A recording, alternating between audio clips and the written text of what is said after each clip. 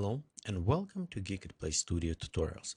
In this tutorial, we're going to create this type of scenery river where we can learn how to set up our terrain, model our terrain, apply the materials, ecosystem, and paintbrush, also customizing and touching by location trees, play a little bit more with the shadows and lighting, mostly with you can see with ambient lighting and nice details in this case, and also how to modify material global or local on our ecosystem plants and single instance plants as well. We're going preset and set up atmosphere for some haze look for this image.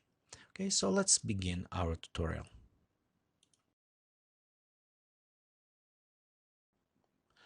So let's go and start working on our scenery.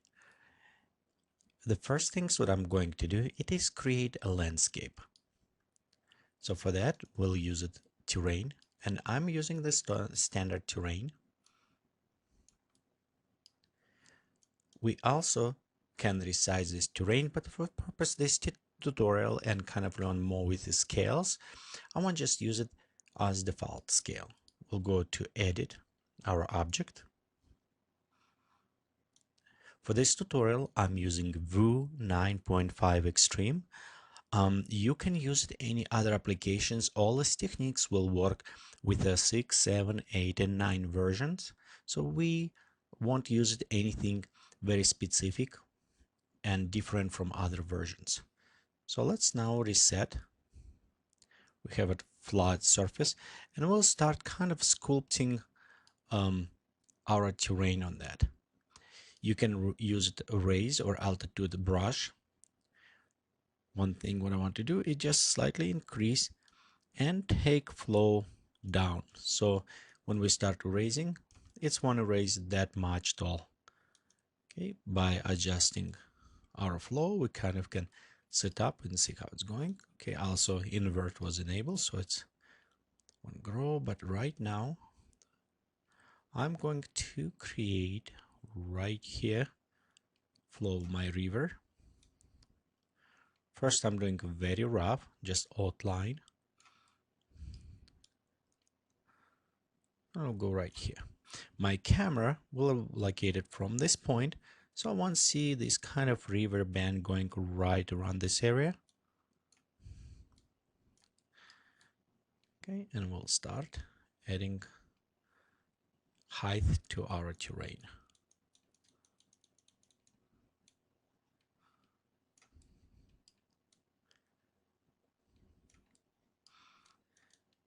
Okay, you also notice right here at the beginning where the camera will locate it, I want to smooth a little bit after. So let's just add a few effects right here. And before we start smoothing out.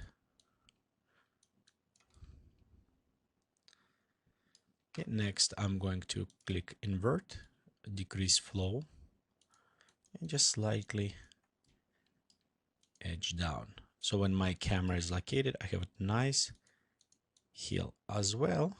You notice right here, I'm just taking down this hill, so my view can be open for the back as well. And overall, I want to have this cliff, this side of the river a little bit smoother, and this one will be a little bit steeper. So we'll work on this one as well. Okay, down right here, and let's reduce size of our brush and slightly pop up here. Change from invert and kind of build a little bit harder edge. So what's happening, because the river going around, this side will be flatter and this one will be a little bit steeper. So we try to kind of simulate what is happening in a real kind of world will be. So right here we kind of applied. Again, you can use a different type of brushes. You can use it to erosion terrain, but for this purpose of tutorial, this terrain will work very good. Okay, as well, we don't need to add too much details. We'll have a grass going all over the places, so it will be covering. Let's click OK. Next, we'll set our camera. We'll take our camera positioning. Let's bring a little bit right, maybe around here. Again, this is kind of primary setup for us.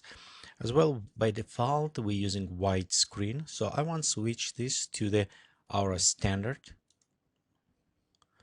Until we're here, let's switch to screen 40. Reason why I want to actually have it a little bit more on top so our trees can look nice in this. We'll go right here, setup, and let's preview. You notice right here we have it edge coming over our terrain. Let's take and move our camera closer. So we're kind of cutting off this edge. Okay, this portion may be a little bit too high. So let's go back, edit object, select our terrain. Okay, and just take this top down. So again, we have it our terrain, increase, and take flow even lower. So I'm just taking and bringing this one a little bit lower. Okay, let's preview. This is a little bit better. Okay, normally I don't like put it water or liquid on the beginning, but in this case I want to just see how everything will lay out. So I'm going to actually add a little bit water right now. So we'll add normal sea level and let's bring it up. So around right here. We can preview, you can see how's our water with reside. So this will be our river. We don't want to see anything on the background. Let's create another terrain. And I'm just placing this terrain. This will be our backdrop. We can go ahead and edit this object as well. And just go ahead and erase, increase overall our terrain right here on the sides.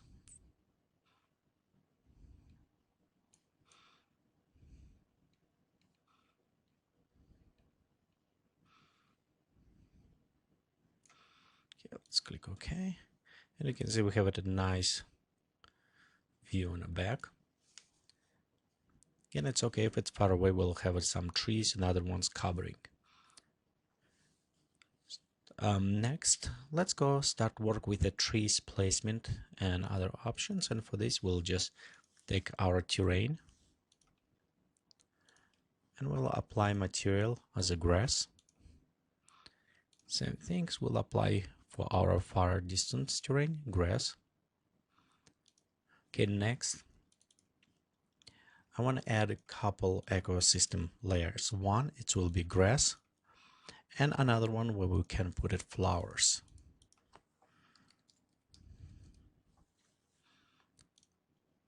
So as a grass, we can go ahead and add plant, and let's select longer grass.